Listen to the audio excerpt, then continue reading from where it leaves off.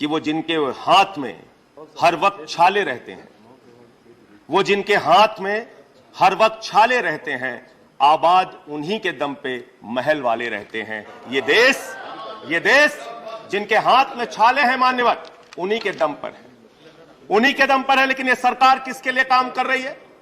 नौजवान कहता है नौकरी दे दो, सरकार कहती है पैसा नहीं है, अग्निवीर लेके 4 साल की नौकरी करो।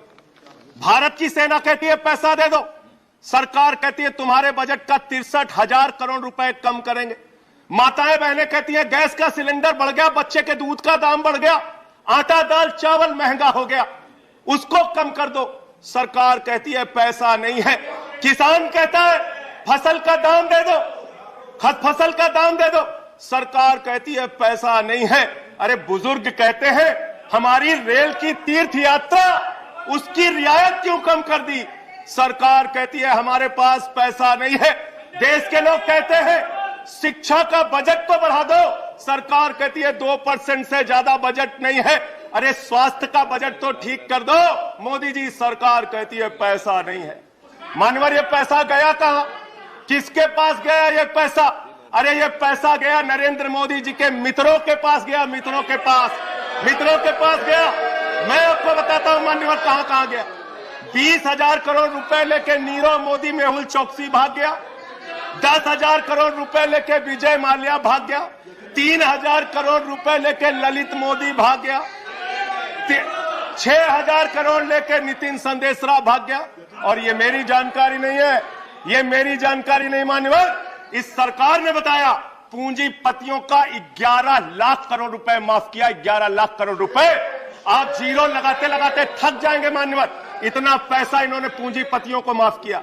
और इस सरकार को एक सनक है, इस सरकार को एक सनक है, मोदी सरकार को एक सनक है, उसको ये सनक है हमको अपने मित्र को अमीर बनाना है, हमको अपने मित्र को अमीर बनाना है, हमको अपने मित्र को दुनिया का सबसे बड़ा अमीर बनाना है। और मालूम है मान्यवर उसको कितना कर्जा दिया इस सरकार ने? 2.5 लाख करोड़ रुपए, 2.5 लाख करोड़ रुपए मान्यवर, 2.5 लाख करोड़ रुपए। जीरो लगाते लगाते थक जाएंगे। एक इंसान को 2.5 लाख करोड़ रुपए और बच्चे के दूध पे टैक्स लगाते हो, आटा दाल चावल पे टैक्स लगाते हो, हिंदुस्तान के गरीब आदमी का खून चूसने का काम करते हो। सरकार किसके लिए चल रही है मान्यवर? यह सरकार किसके लिए चल रही है? इसको ध्यान से हमें सोचना पड़ेगा। जब हम इसी सदन में किसान के काले कानून का विरोध कर रहे थे, हमें सस्पेंड करके बाहर कर दिया गया। 1 साल के बाद ये सरकार कहती है अब हमें होश आ गया, हमारी तपस्या में कमी रह गई, हम काला कानून वापस ले रहे हैं। क्यों भाई? 1 साल पहले कानून वापस ले लेते तो 750 किसानों को शहीद नहीं होना पड़ता। आज एक छोटी सी बच्ची, 6 साल की बच्ची ने प्रधानमंत्री को चिट्ठी लिखा है मान्यवर, उसने लिखा है मम्मी से जब पेंसिल मांगती हूं तो मम्मी मुझे मारती है, मम्मी जब पेंसिल मांगती हूं तो मम्मी मुझे मारती है। वो कीर्ति दुबे पूछ रही है मान्यवर मोदी जी कहां है, मोदी जी कहां है? मैं उस कीर्ति दुबे को बताना चाहता हूं मोदी जी की पूरी सरकार झारखंड में विधायकों की मंडी में व्यस्त है, विधायकों की मंडी में व्यस्त है, विधायक का खरीदने में लगे मान्यवर, विधायक खरीदने में लगे। ये पूंजीपतियों की सरकार चल रही है, पूंजीपतियों की गुलामी करने वाली सरकार चल रही है, जो इस देश के अंदर महंगाई बढ़ाने का काम करती है। गरीब के लिए खाने के लिए पैसा नहीं, 800 दवाओं पर, कैंसर की दवा पे, किडनी की दवा पे, टीबी की दवा पे आपने दाम बढ़ा दिया, आपने अस्पताल के कमरे तक पे दाम बढ़ा दिया। आपकी सरकार डीएचएफएल के लिए काम करती है, 34,000 करोड़ रुपए बैंकों का घोटाला डीएचएफएल ने किया और 29 करोड़ रुपए भारतीय जनता पार्टी को चंदा दिया है मान्यवर। इनसे हिसाब मांगना चाहिए। क्यों नहीं जाती ईडी इनके पास, क्यों नहीं जाती सीबीआई इनके पास? इनसे सवाल पूछना चाहिए मान्यवर। मैं सिर्फ इतना कहना चाहता हूं, आप खाने के लिए आपके पास, सरकार के पास पैसा नहीं, उस पर तो टैक्स बढ़ा देते हो, लेकिन गुजरात के अंदर जहरीली शराब पिलाते हो लोगों को, जहरीली शराब। 75 लोग जहरीली शराब पी के गुजरात के अंदर मर गए मानो, 75 लोगों की जान चली गई।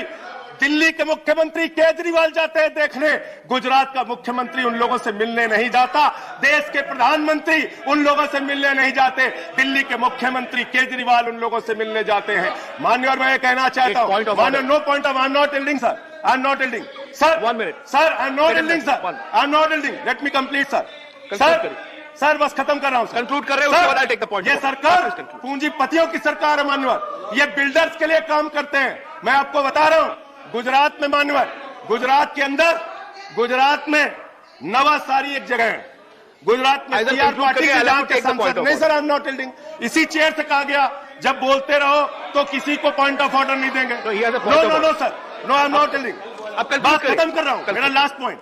सर ये सरकार पूंजीपतियों के लिए काम करती है। सरकार एक बिल्डर गुजरात के अंदर सीआर पाटिल के इलाके में, उसके लिए रास्ता बनाने के लिए राधा कृष्ण का मंदिर गिरा दिया इन्होंने। Point of order, Radha Krishna का मंदिर गिरा दिया। 1100 please 1 second, 1 second, under which rule, 1 second sir, ये इसी चेयर से कहा गया सर। 1 सेकंड, हमारा टाइम आप देंगे sir. 240 no sir, please chair से बोला I am allowing the point of order, sir नहीं बोला गया। No sir, 1 second, point of order, 240 point of order नहीं ले सकते सर, जब ये बोल रहे हैं सदस्य कैसे बोल सकते हैं? Irrelevance or repetition. The chairman, after having called the attention of the council to the conduct of a member who persists in irrelevance or in tedious repetition, can ask the member to discontinue the speech. Sir, most of what has been said here does not relate to the topic being discussed in the council, sir. Taking your point is taken. Sir, a lot of what has been said does not pertain to the I'm subject. taking your point. You made your point. You made your point. Made your point. Please sit down. बैठ जाओ sir. He's concluding. बस Please, please. माननीय sir, इसी chair से कहा गया था Conclude. एक सदस्य बोलता रहेगा तो किसी को पॉइंट ऑफ ऑर्डर नहीं देंगे। सर खत्म कर रहा हूँ। Conclude. सर मैं ये कह रहा हूँ, कल तक मैं ये कह रहा हूँ, ये सरकार, कल तक ये दूसरा कानून था। हाँ ठीक है, बैठ जाओ, Conclude करिए, conclude. बैठ जाइए, खत्म कर रहा हूँ। Conclude करिए. सर मेरा समय खा रहे हैं लोग। सर गुजरात में एक बिल्डर की सड़क बनवाने के लिए राधा कृष्ण का मंदिर गिरा दिया इन लोगों ने। Conclude करिए. Conclude करिए. ये बिल्डर की गुलामी कर रहे हैं। Please conclude. Thank you.